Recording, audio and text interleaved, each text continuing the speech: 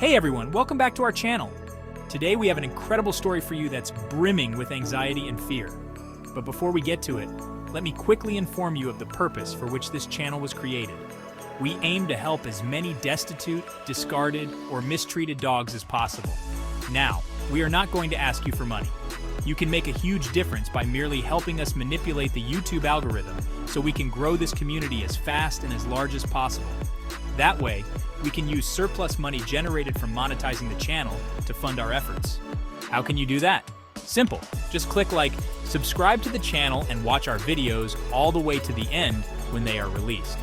If you don't enjoy the content we put out, you can still contribute by simply pressing play on the videos and just letting them play in silence on your device while you go on with your everyday activities. We truly appreciate your help in this and know you will find joy and satisfaction in knowing you are making a positive contribution towards really helping desperate animals that deserve so much better. Okay, so, that out of the way, today we bring you a gripping story about Sarah, a nature enthusiast who embarked on a camping trip to the Pogo Memorial Campsite, about an hour's drive from Baltimore, that ended up being the most terrifying night of her life. So, grab a comfy seat and let's get started.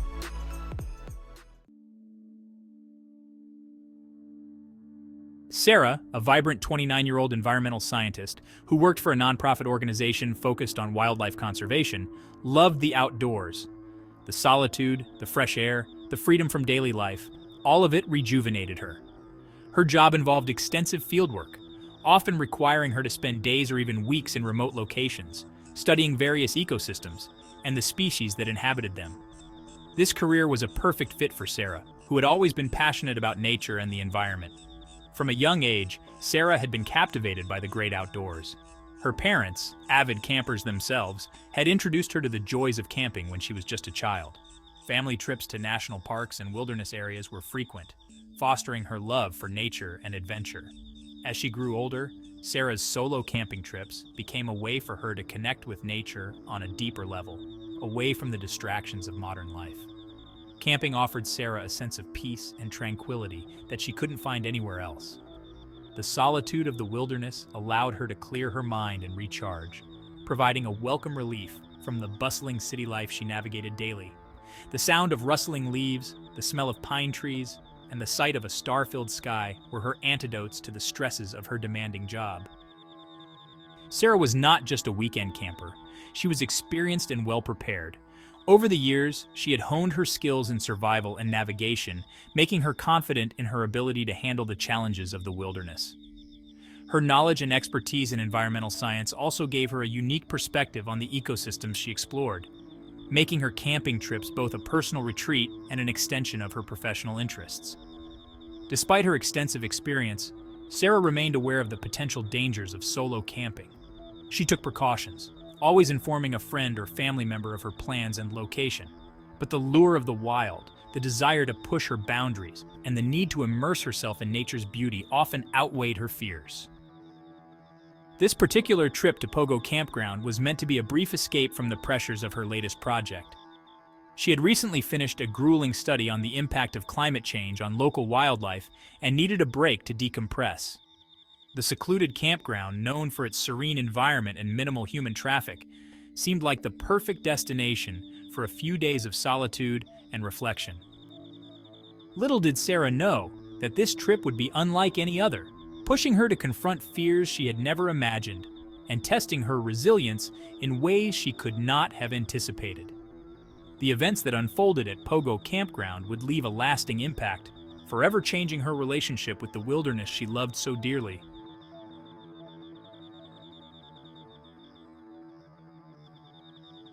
The day Sarah was to leave for her camping trip at Pogo started like any other busy weekday.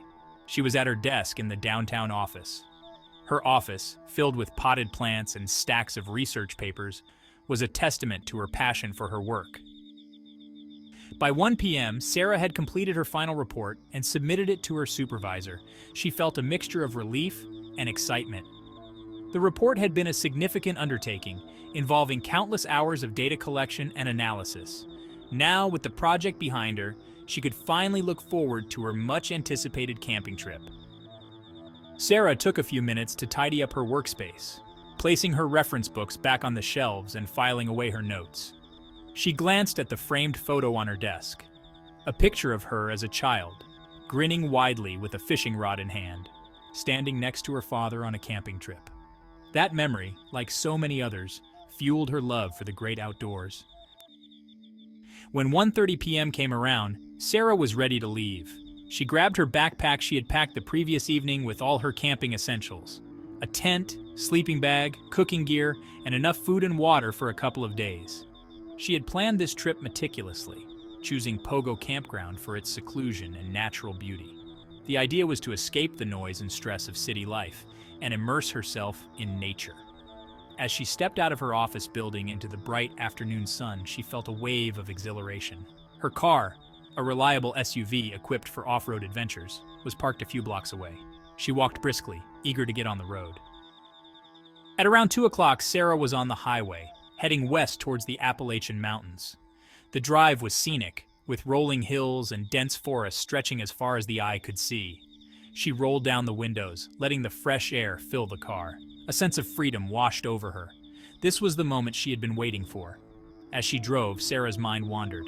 She thought about her recent project, the challenges she had faced, and the satisfaction of seeing it through to completion. But more than that, she looked forward to the solitude and peace that awaited her at the campground. She had always found that nature had a way of grounding her, helping her to reset and recharge. By 2:45, she had left the main highway and was navigating the winding back roads that led to Pogo Campground. The trees formed a canopy overhead, creating a tunnel of green that dappled the sunlight. The closer she got to her destination, the more she felt the thrill of anticipation. It was just after 3 when Sarah arrived at the campground. The sun hung high in the sky, casting a warm golden glow over the rolling hills of Maryland. Sarah maneuvered her car down the winding road leading to Pogo Campground campsites. The journey had been long, but the scenic beauty of the Appalachian region never ceased to amaze her. The canopy of trees formed a green tunnel, filtering the sunlight into dappled patterns on the road. It was the perfect day for an adventure, and Sarah felt her spirits lift as she neared her final destination. Pogo Campground was known for its serene environment and relative seclusion, making it a favorite among seasoned hikers seeking solitude. As Sarah pulled into the nearly empty parking lot, she couldn't help but feel a sense of excitement mixed with a tinge of apprehension. She loved the tranquility of solo camping, but the vast emptiness also reminded her of how alone she truly was. Stepping out of her car, Sarah took a deep breath, savoring the fresh, pine-scented air. The campground was nestled in a small valley surrounded by dense forest.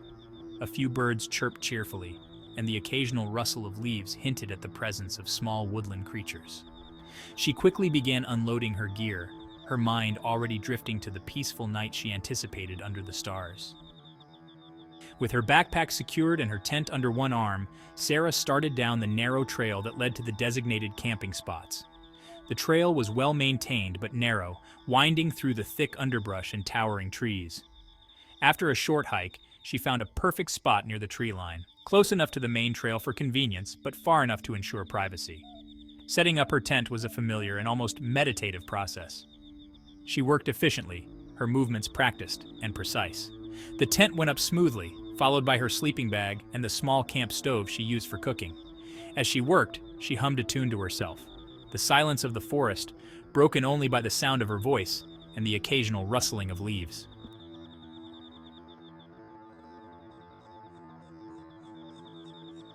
By the time she finished setting up her campsite, the sun had begun its slow descent, casting long shadows across the ground.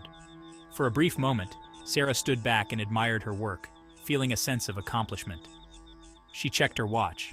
It was only 4:30. She had plenty of daylight left to explore the area before dinner. With her water bottle and a small snack packed in her day pack, Sarah set off down the trail. The forest was beautiful in the late afternoon light, the sun filtering through the leaves in a soft, greenish glow. She followed the trail deeper into the woods, her senses attuned to the subtle sounds and sights of nature. The occasional rustle of a squirrel or the flutter of a bird's wings provided a gentle soundtrack to her hike. After about an hour of leisurely walking, Sarah came across a small clearing with a picturesque stream running through it. She sat down on a large rock by the water's edge, dipping her fingers into the cool, clear water. It was moments like these that she cherished.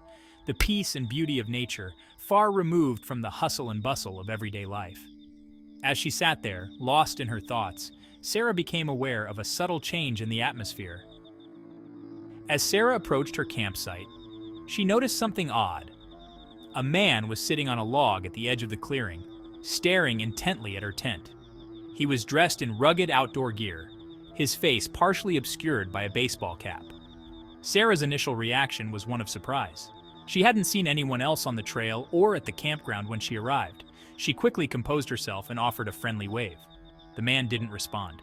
He simply continued to stare, his gaze unwavering and intense. Sarah felt a chill run down her spine. She tried to appear nonchalant as she walked towards her tent, but she couldn't ignore the man's unsettling presence. Her mind raced with questions. Who was he? Why was he here? And why was he staring at her so intently? Trying to push aside her discomfort, Sarah busied herself with preparing dinner. She set up her camp stove and began heating water for a dehydrated meal. All the while, she could feel the man's eyes on her, watching her every move. She glanced up occasionally, hoping to catch him looking away, but he never did. His stare was unrelenting, and it made her skin crawl. Sarah debated whether to approach him and ask if he needed help, but something about his demeanor kept her rooted in place. There was a coldness in his gaze, a lack of emotion that sent alarm bells ringing in her head. She decided it was best to keep her distance and remain vigilant. As the sun dipped below the horizon, casting the forest in a deepening twilight, Sarah's unease grew. The man hadn't moved an inch, still perched on the log like a statue. She tried to eat her meal, but her appetite had vanished, replaced by a growing sense of dread. By around 7 o'clock, the sky was painted in hues of red, orange, and pink, the last light of the day fading fast. Sarah's unease intensified with every passing minute. The man's unwavering stare was more than unnerving. It was terrifying. She tried to distract herself by cleaning up her cooking area and organizing her gear, but her thoughts kept drifting back to the stranger. Her mind was racing with possibilities. Maybe he was lost and needed help but was too shy or scared to ask. Or perhaps he was just another camper who found himself in the wrong place at the wrong time. But these rationalizations did little to calm her nerves. There was something off about the whole situation, something that her instinct screamed was dangerous.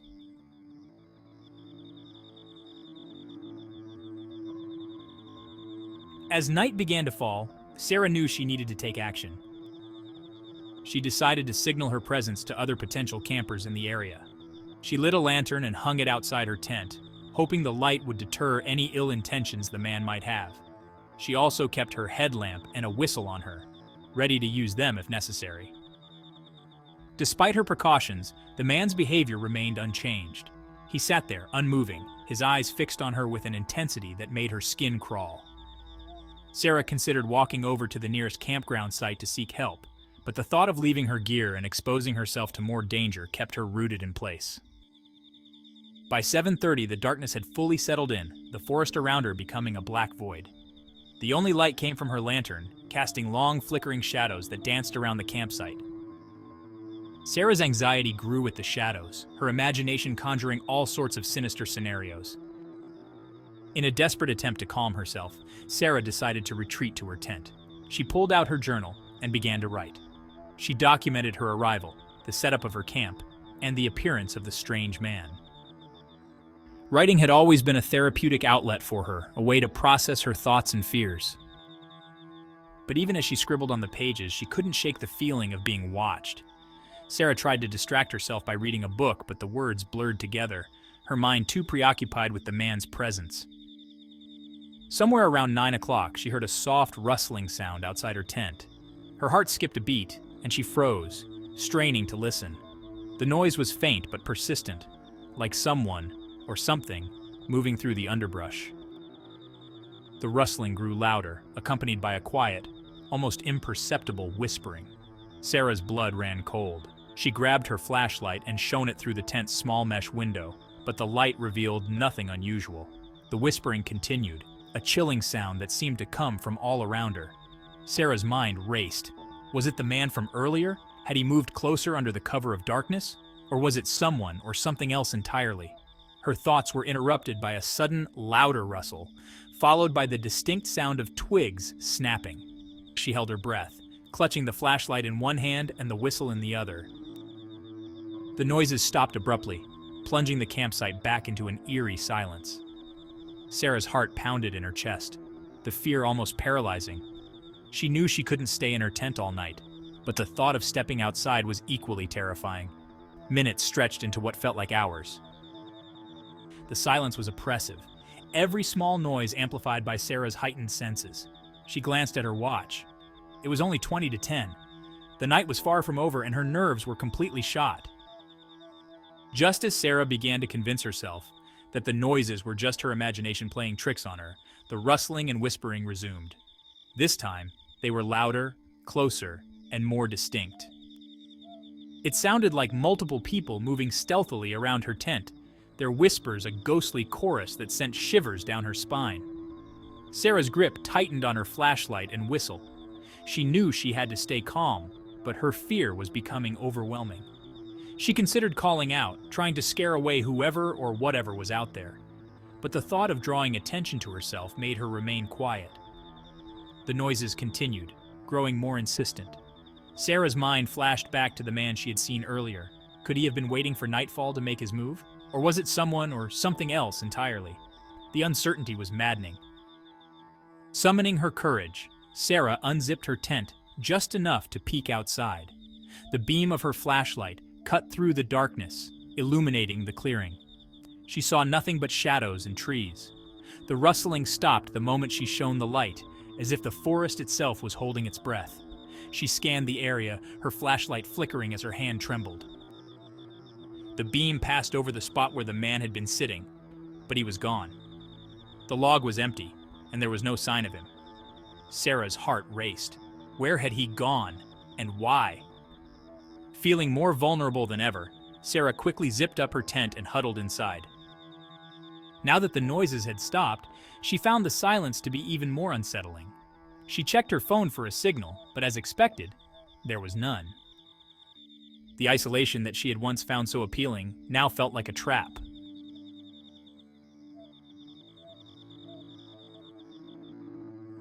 Time crawled by. Sarah lay in her sleeping bag, her ears straining for any sound. But for the past hour, the sounds were gone. However, sometime around 11 o'clock she heard it. Footsteps, slow, deliberate, and unnervingly close. They started to circle her tent, the sound of boots crunching on leaves and twigs. Sarah's breath caught in her throat. She was too terrified to move, too scared to make a sound. The footsteps continued, methodically circling her tent as if whoever or whatever was outside was toying with her. The fear was paralyzing. Sarah's mind raced with possibilities. Was it the man from earlier, finally making his move? Or was it someone else entirely? It felt to her as if the uncertainty was driving her mad. She clutched her whistle, ready to blow it at the first sign of danger. Suddenly, the footsteps stopped abruptly. Sarah's heart pounded in the silence that followed. She waited, every muscle tense, expecting something or anything to happen, but nothing did. The stillness was almost worse than the noise. Minutes passed, each one feeling like an eternity. Sarah's mind was a whirlwind of fear and confusion. She knew she couldn't stay in her tent all night, but the thought of stepping outside was equally terrifying. Summoning all her courage, Sarah decided to take the risk. She slowly unzipped her tent, just enough to peer outside. The beam of her flashlight cut through the darkness, illuminating the clearing. She saw nothing but shadows and trees. The footsteps had stopped, but the sense of being watched was overwhelming. Sarah scanned the area, her flashlight shaking in her hand. She saw nothing but the empty campsite. The man was gone, and there was no sign of anyone else. But the fear remained, a gnawing certainty that she was not alone. Sarah knew she couldn't stay in her tent any longer. The fear was becoming unbearable, and the noises were too persistent to ignore. She decided to pack up her gear and leave, hoping to find safety in numbers or at the very least, get closer to civilization. She moved quickly but quietly, packing her belongings with shaking hands. Every noise seemed amplified in the silence, every rustle of fabric or clink of metal sounding like a beacon in the dark. She kept glancing around, expecting to see the man or hear the footsteps again. Just as she was about to finish packing, Sarah heard the whispering again. It was louder this time, more insistent. as if whoever or whatever was outside knew she was leaving. Once again, Sarah fell prey to a paralyzing fear, but she forced herself to keep moving. She slung her backpack over her shoulder and stepped out of her tent, flashlight in one hand, whistle in the other. The clearing was dark, her flashlight still revealing only shadows and trees. She scanned the area one last time, but there was no sign of anyone. Sarah started up the trail, her footsteps almost silent on the soft forest floor. She moved quickly but cautiously, her senses on high alert. The whispering followed her, a ghostly chorus that seemed to come from all directions. She tried to ignore it, focusing on getting to safety.